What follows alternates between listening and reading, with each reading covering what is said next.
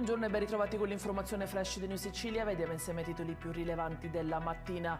In apertura il duro colpo alla criminalità organizzata a Palermo, eseguita una maxi operazione antimafia denominata Nuovo Corso, ha portato all'arresto di 12 persone ritenute legate a vario titolo a Cosa Nostra. È emersa una frattura interna alla famiglia Della Noce, nel mirino anche la gestione delle piazze di spaccio e le estorsioni. E rimaniamo a Palermo, dove la finanza ha scoperto 2 bische clandestine. 2 sale da poker sono state sequestrate nei quartieri Calze Malaspina Palagonia. Il blitz, mentre erano in corso tornei non autorizzati, ha permesso di identificare 70 giocatori.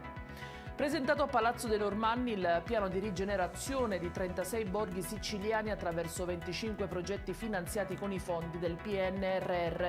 In totale l'intervento mobilita circa 44 milioni di euro. Si parte da Ustica.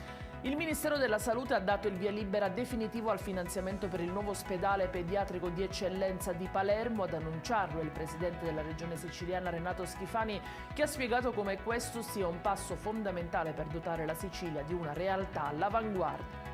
In chiusura l'interrogazione all'Ars di Lidia Adorno, la deputata catanese del Movimento 5 Stelle, che accende riflettori in merito alla bonifica della cava di Monte Calvario a Biancavilla.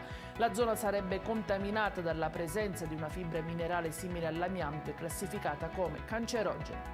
I dettagli su queste notizie e molte altre li trovate come sempre sul nostro sito e sui nostri canali social. Grazie per averci seguito e appuntamento a più tardi.